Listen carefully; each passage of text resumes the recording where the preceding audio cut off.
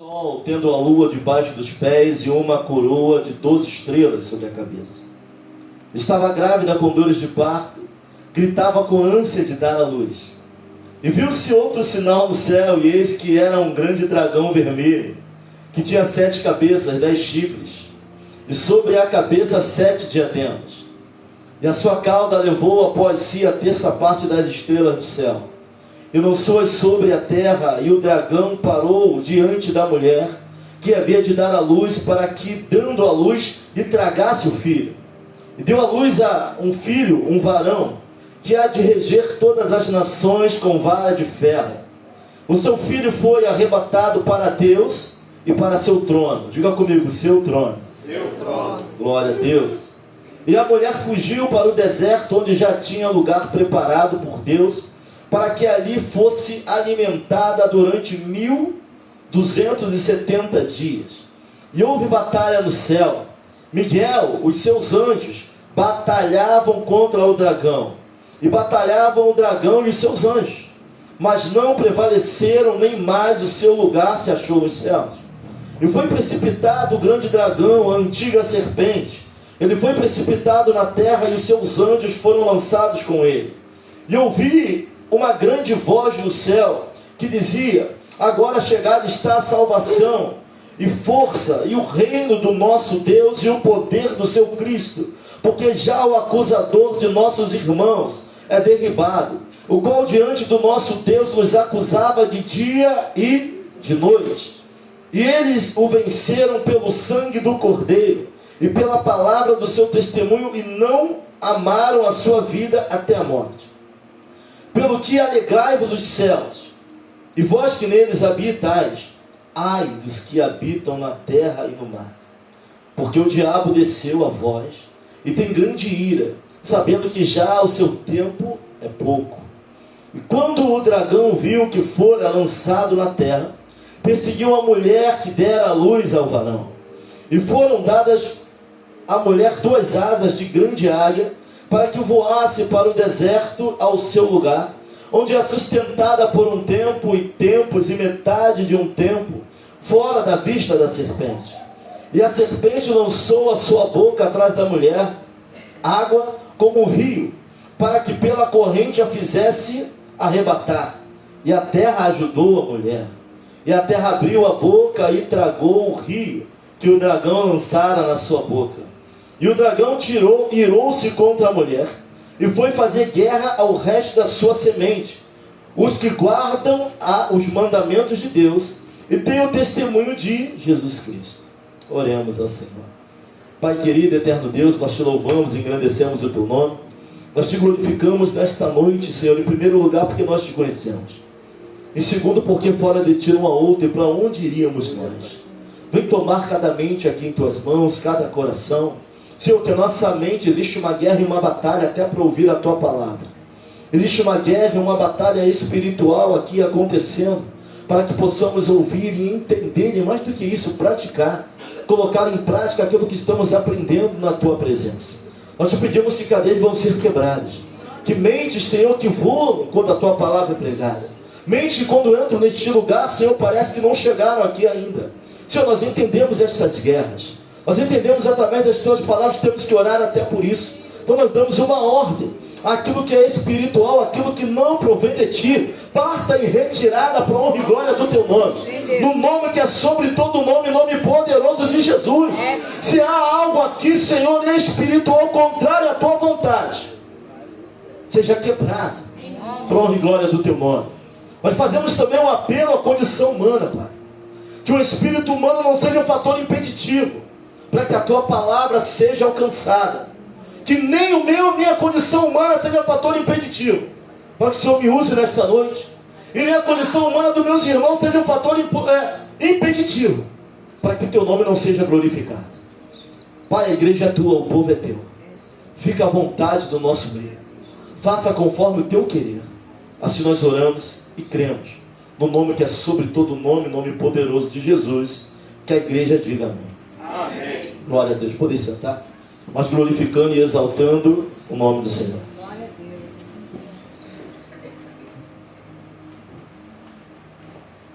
Por que Apocalipse capítulo 12, irmãos? Por que a escolha do capítulo 12?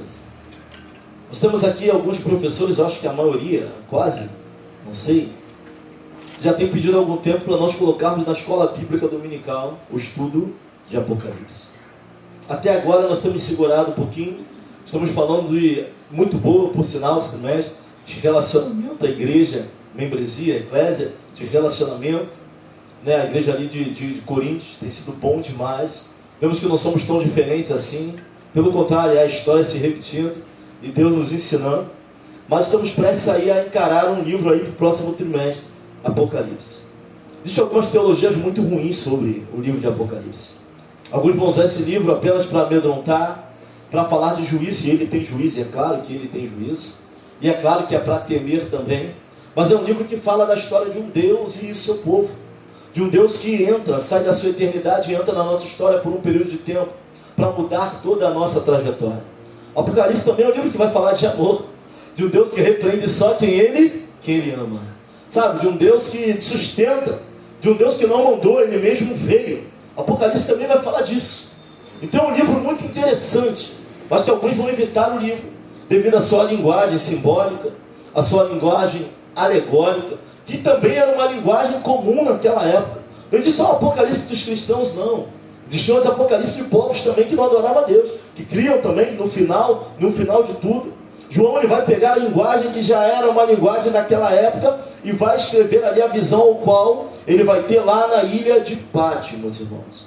Capítulo 12, ele é considerado um resumo da visão geral do livro de Apocalipse. Tá? Não é só um livro profético sobre o futuro. Também é um livro pastoral. Também é um livro que nos encoraja a permanecer na presença de Deus. Pastor, até hoje eu nunca vi Apocalipse dessa forma. Então nós vamos ver nesta noite. Não é um livro que fala só das profecias do futuro. Fala do passado e fala do presente. Fala daquilo que está acontecendo justamente nesse momento sobre a vida da igreja. Esse é o livro de Apocalipse. O tema central do livro vai falar do conflito que a igreja passa nesse mundo e a vitória de Cristo sobre todo o mal. Fala da vitória, fala de conflito. Sabe, quando estamos estudando soberania, eu acho que é uma palavra que você já está muito bem já, né, acostumado. Estamos falando o que é soberania, irmãos. É aquilo que é prerrogativa de Deus. Ele não precisa pedir conselho a ninguém. Ele faz quando quer, levanta, cura, leva, sara. É dele. Isso aí o homem não consegue entrar. Não tem como. O capítulo 12, ali, nós lemos aqui o capítulo 12, do versículo 1 a mais ou menos do versículo 6, vai falar do nascimento e ascensão de Cristo aos céus. Do 7 ao 9, expulsão de Satanás e seus anjos. Do 10 ao 12, canto de vitória dos anjos, aonde? Nos céus. Então houve cântico. Tem até um louvor. O pessoal às vezes abusa, né? Abusa da licença poética, não é isso? Para você a batalha na terra e no céu. Mas se a gente olhar, houve batalha nos céus? Houve. Teve. Então vai falar de 10 a 12, o canto de vitória dos anjos nos céus, 13 ao 18. Satanás perseguindo a igreja. Pastor, qual é o tema da mensagem dessa noite? A igreja, a perseguição sobre a igreja e a vitória do Messias. É o tema da nossa mensagem nessa noite. Apocalipse 12, versículo 1 vai dizer assim: E viu-se um grande sinal no céu, uma mulher vestida do sol, tendo a lua debaixo dos seus pés, e uma coroa de 12 estrelas sobre a sua cabeça. Que figura interessante, né? Uma mulher vestida de sol, uma mulher que tem a lua sobre os seus pés, e 12 estrelas, e é uma figura da mulher que para nós não é muito comum. O dragão é comum, a figura, mas essa mulher vestida de sol não é muito comum, irmãos. Algumas linhas, a igreja católica romana acredita que essa mulher é Maria. Nós vamos ver que mais para frente, não deixa de um período no tempo ser, mas é um pouco mais, é mais profundo do que isso. Tá? Alguns acreditam que essa mulher com a estrela, com o sol na cabeça, a lua embaixo dos pés, seja o povo de Israel. Seja Israel. Mas eu quero te dizer nesta noite que você é Israel Santo. Olha para alguém e fala assim: ó, você é Israel Santo. Tá vendo? É. Não existe dois Israéis. Ou dois Israel, não sei, termo correto. Mas você é Israel. Nós somos Israel. Nós somos Israel. Mas a maioria dos intérpretes vão concordar, irmão, a grande parte deles, que aqui está falando da própria igreja. É a própria, essa mulher com as 12 estrelas na cabeça, o sol, a lua nos seus pés. Por que eles vão chegar a essa conclusão? E essa pregação ela é uma pregação também de instrução. Por que eles vão chegar nessa conclusão? Tá? Porque o sol significa resplendor. Tá? A lua, domínio. Isso está sobre a vida da igreja? Tem resplendor sobre a igreja. Tem glória de Deus sobre a vida da igreja. A lua, domínio. As 13 estrelas, irmãos. As 13 tribos do Antigo Testamento. Ou melhor, desculpa. As 12 estrelas, as 12 tribos do Antigo Testamento. Os 12 apóstolos do Novo Testamento. A base da igreja. Aqui está falando da igreja, toda a história da humanidade fala da igreja. Os 24 anciões. Os alcançados no Antigo Testamento e os alcançados também no Novo Testamento. Então essa mulher perseguida fala da perseguição de toda a linhagem santa, de onde viria o Messias, até o período do seu nascimento. Então essa mulher aí com o sol, com a lua, com as estrelas, está simbolizando de maneira figurada a igreja, a encarnação de Cristo, o povo de Deus no Antigo Testamento e o povo de Deus do Novo Testamento. Nós vamos ver que Deus ele vai escolher um homem da terra de Ur dos Caldeus. Qual era o nome desse homem? Qual o nome desse homem? Abraão. Abraão era o quê? Semita. Semita é um dos filhos de Noé. Então Deus não vai escolher por escolher. Deus está trazendo na linhagem santa. Adão erra, Enoque andar com Deus, vem Noé, tem 3 filhos, um deles era Sem, Abraão era Semita. Então se alguém está achando que Deus escolheu Abraão do nada, Deus está defendendo a linhagem santa, de onde viria o Messias. Então quando fala dessa mulher, está falando da igreja. É claro que também, no período de tempo, Maria, grávida, perseguição. Nós vamos ver que, no capítulo 12, versículo 2, que essa mulher estava grávida com dores de parto e gritava com ânsia de dar à luz. Então relata o sofrimento da linhagem santa. Não só Maria no período de tempo, mas de toda a linhagem. E nós vamos ver o inimigo tentando destruir a linhagem santa, para que o Messias não nascesse. Para a luta contra a encarnação, não é a reencarnação. João 1. E o verbo o quê? No princípio era o verbo, e o verbo era Deus, o verbo estava com Deus. As escolhas foram feitas por ele, se ele nada que foi feito, se fez. Qual é o verbo que se fez carne? Cristo. Então houve luta contra a linhagem santa desde o princípio, para que Jesus não nascesse, para que o nosso Salvador não chegasse até esse mundo. Então quando fala da mulher com dor de parto, está simbolizando toda essa trajetória da linhagem santa do Antigo Testamento, perseguições até o Novo Testamento, o nascimento da semente da mulher, o próprio Cristo, que de forma figurada essas dores de parto. Não apenas está do período de Maria, mas de toda a trajetória até o nascimento de Cristo. Apocalipse 12, 3. E viu-se outro sinal no céu, e esse que era um grande dragão vermelho que tinha 7 cabeças, 10 chifres sobre as suas cabeças e 7 diademas. Dragão vermelho, essa aqui é uma figura conhecida da igreja. Dragão vermelho, no grego, acusador, no hebraico, Satanás, que significa adversário. 7 cabeças, ele é grande, ele era poderoso. Querubim ungido, era feroz. Diademas, poder e autoridade. Chifres, poder de destruição nesse mundo. Olha para alguém e fala assim: existe uma guerra. Fala para ele aí. Capítulo 12, versículo 4. Vai dizer assim: e a sua cauda levou após si a terça parte das estrelas do céu, e lançou sobre a terra, e o dragão parou diante da mulher que havia de dar à luz, para que, dando ela à luz, tragasse o seu filho. Ou seja, quando fala de estrela, a maior parte dos intérpretes acreditam também que as estrelas são os anjos. A sua cauda arrastou a terça parte. Irmão, ele tem um exército, ele tem subordinados, ele tem súditos. E se tem uma coisa ruim, é brigar contra algo que a gente não entende. Ele tem. A terça parte dos anjos foi arrastado com ele. Tá? E na interpretação clássica, e a maioria dos intérpretes creem que a sexta, e eu creio também, que a terça parte são os anjos que caíram com ele. 2 Pedro 2, versículo 4. Ora, se Deus não poupou os anjos que pecaram, mas os lançou no inferno, aprisionando-os em cadeias abismais, tenebrosas, com um propósito de serem reservados para o juízo. Não vou entrar no detalhe desses anjos que estão presos em cadeias tenebrosas. Já tem cabeça pensando, os 4 que mandam no fogo, no vento, não sei. Não vou entrar nessa questão agora. Mas estou usando Judas aqui para que você entenda que existem anjos sim, que caíram. Ele tem um exército. E se tem hoje uma coisa que a igreja está pecando muito quando se trata em batalha espiritual, a primeira é superestimar o inimigo.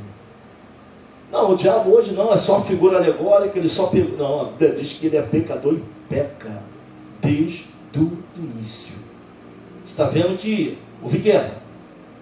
E outro erro da igreja é superestimar o inimigo. É dar poder demais ao qual ele também não tem. Ele é limitado. Ele não é onipotente. Ele não é onisciente.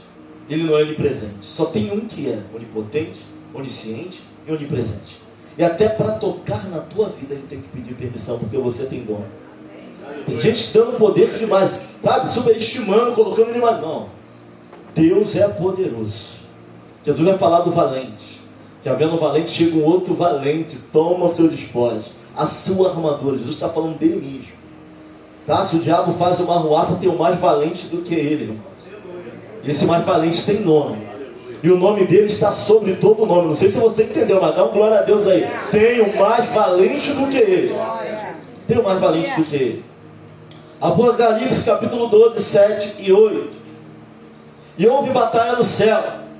Miquel e seus anjos batalhavam contra o dragão. E batalhavam o dragão e os seus anjos. Mas não prevaleceram, nem mais o seu lugar achou nos céus. Eu não sei como é a batalha no mundo espiritual, mas houve batalha. Houve ataque e contra-ataque. E aqui vai aparecer uma figura interessante, irmãos, que é o Miguel. Não é o Miguel não, Miguelzinho. O arcanjo. Vai aparecer uma hierarquia de anjos. Querubim, serafim, arcanjo, um dos príncipes. Tu imagina quantos príncipes não tem, que não foi revelado na Bíblia, no exército de Deus. Um dos príncipes dos exércitos celestiais, chamado de Miguel. 1 Judas capítulo 1, versículo 9. Contudo, nem mesmo o arcanjo Miguel, quando estava disputando com o diabo acerca do corpo de Moisés. Houve luta pelo corpo de Moisés? Para que ele não fosse idolatrado? Deus sumiu com o corpo de Moisés? Houve luta. Ousou fazer acusação injuriosa contra ele, mas disse: o Senhor te repreenda.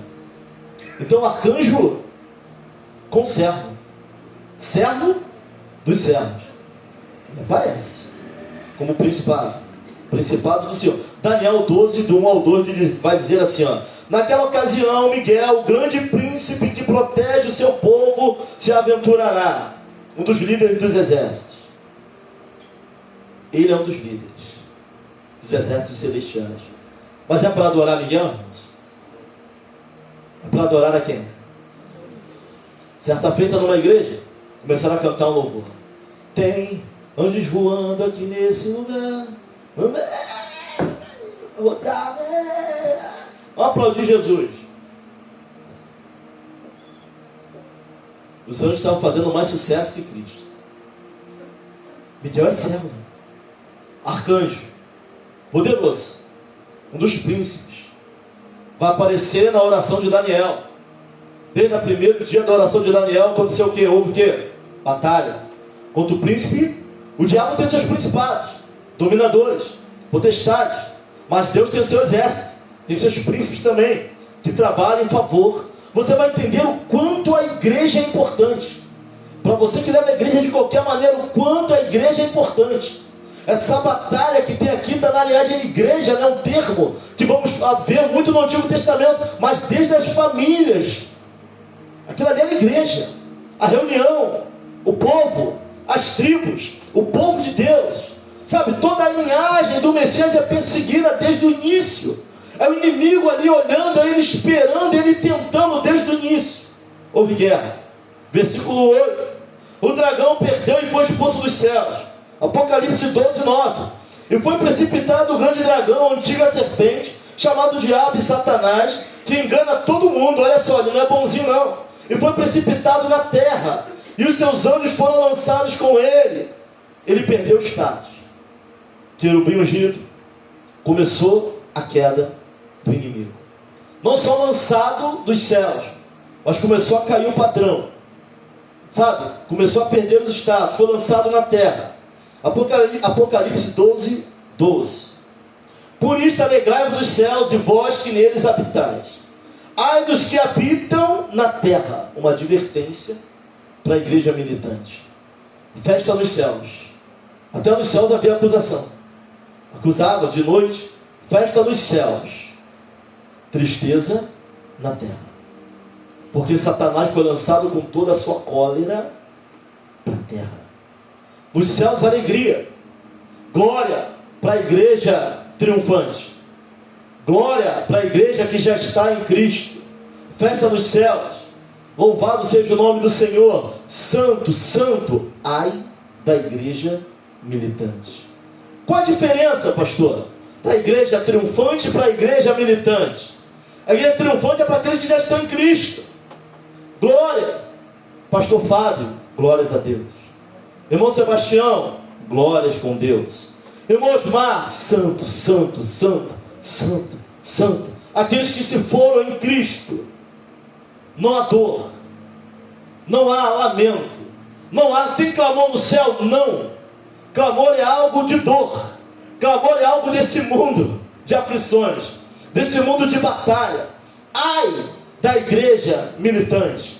Militante vem de milícia, vem de militar, vem do exército de Deus na terra, somos nós. Ele caiu na terra cheio de fúria, cheio de cólera. Festa nos céus. Ai da igreja militante. Ai da Ivete. Ai das VEC. Ai da Batista, Congregacional, Presbiteriana, Nova Vida.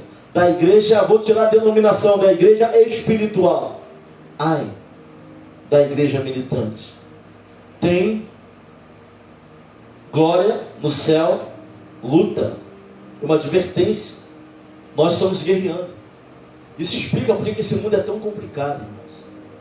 Sabe, porque a nossa caminhada aqui, somos peregrinos nesse mundo. Estava falando de manhã. Você percebe que nada te satisfaz nesse mundo, nessa terra? Nós somos produto desta terra com algo sobrenatural que foi soprado dentro de nós. Nós somos produtos da terra, mas de Deus. Deus colocou a eternidade dentro do homem. Sabe, aquele que não tem nada, ele está reclamando porque não tem nada, mas quando tem também reclama. É só aquilo. É só isso. Eu queria muito uma casa própria. Você consegue a casa? É só isso. Aquele que não tem fama quer ser famoso. Aquele que é famoso quer ter sua privacidade novamente estabelecida. Sabe, se dinheiro realmente fosse tudo, rico não estava se matando. Aquele que não tem marido, não tem esposa, quer casar. E quem tem que é um momento, às vezes, Senhor, misericórdia. Não, nada está bom.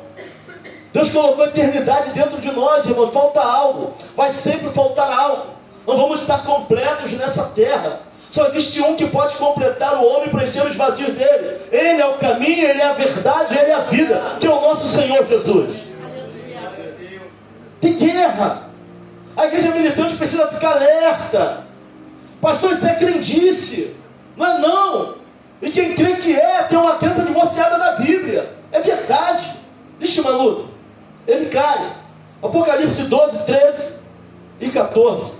E quando o dragão viu que fora lançado na terra, perseguiu a mulher que dera à luz o filho, homem. E foram dadas à mulher 2 asas, de grande águia, para que voasse para o deserto ao seu lugar, onde é sustentada por um tempo e tempos, e metade de um tempo fora da vista da serpente. Aqui também está fazendo uma alusão à igreja. A igreja no deserto, num lugar que não é dela. E Deus, as asas vão simbolizar proteção.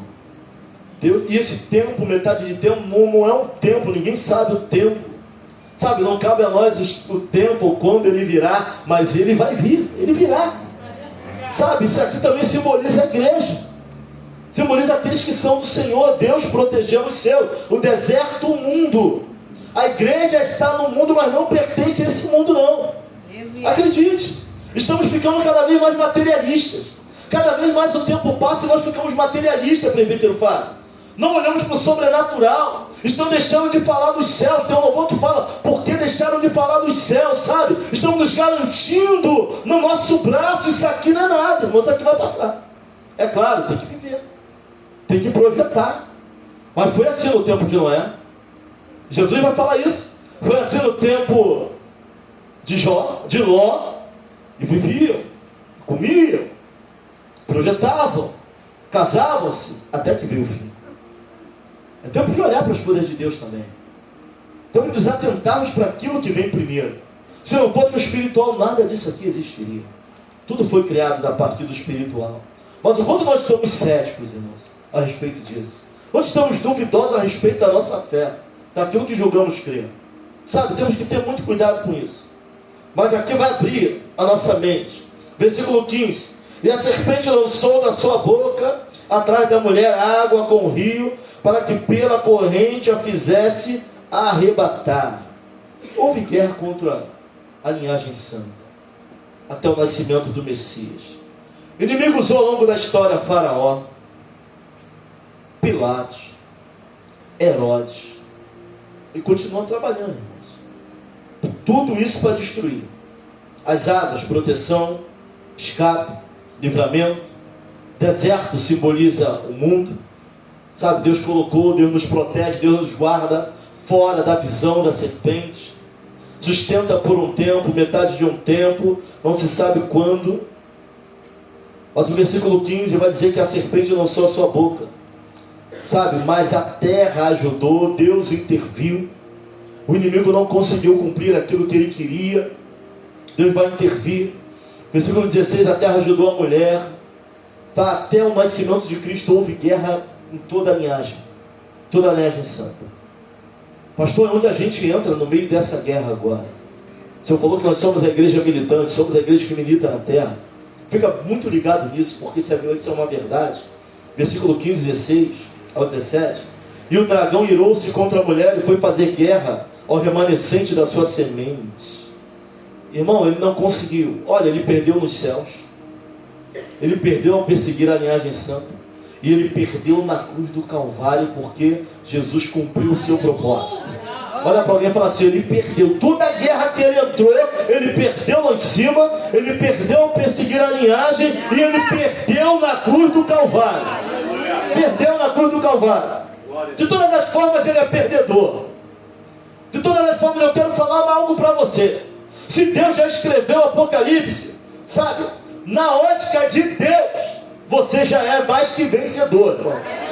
Na ótica de Deus, a igreja já venceu. Porque ainda nem aconteceu, mas já está escrito. A igreja é vencedora em Cristo Jesus. Sabe, na perspectiva de Deus. Tu só é derrotado na tua perspectiva. Tu só é derrotado nos teus sentimentos. Eu, nos meus sentimentos, na minha pouca visão. Porque quando eu olho o livro de Apocalipse, eu vejo que ele perde de todas as maneiras. E na perspectiva do nosso Deus, hoje igreja militante, daqui a pouco igreja triunfante. Voltaremos com Cristo como igreja gloriosa. Mas é uma igreja só. São fases da igreja com Cristo. Quando ele vê que ele perde, o versículo até o 17 aqui vai dizer que ele vai fazer guerra ao testemunho de Jesus Cristo. Irou-se contra a mulher e foi fazer guerra aos remanescentes da sua semente. E aqui é o cumprimento de Gênesis 3, versículo 15, onde Deus vai falar o quê? Porém, inimizade entre ti e a mulher, e entre a tua semente e a sua semente.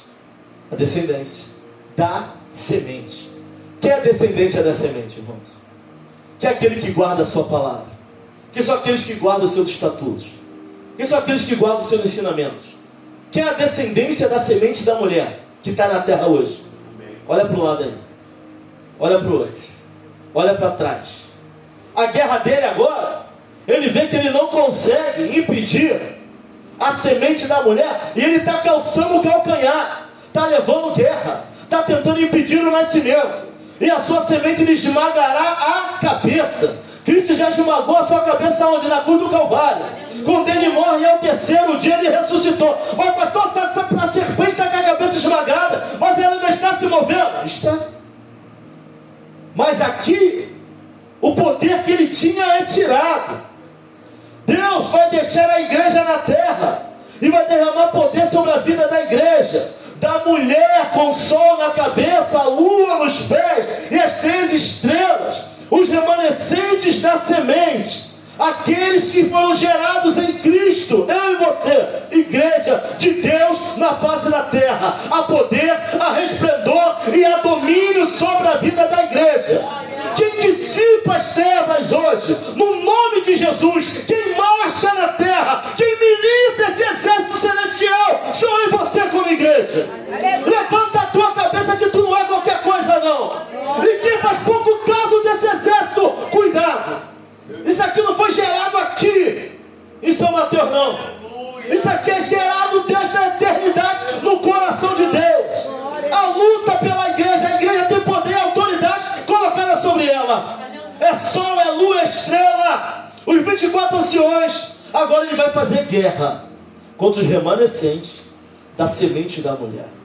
Cumprimento de Gênesis capítulo 3 versículo 15. E esse lhe esmagará a cabeça. O pessoal abusa, né? Abusa um pouco aí da liberdade poética. Debaixo do meu pé, debaixo do meu pé, Satanás, debaixo do meu pé. Abusa. Quem pisou na cabeça da serpente é Cristo. Mas somos co-herdeiros, herdeiros. E aí a pessoa vai usar isso. Eu entendo isso, eu entendo o que está escrito aqui. Nós abusamos aí da licença poética, não é isso? Co-herdeiros com Cristo. Ele vence, a igreja venceu com ele.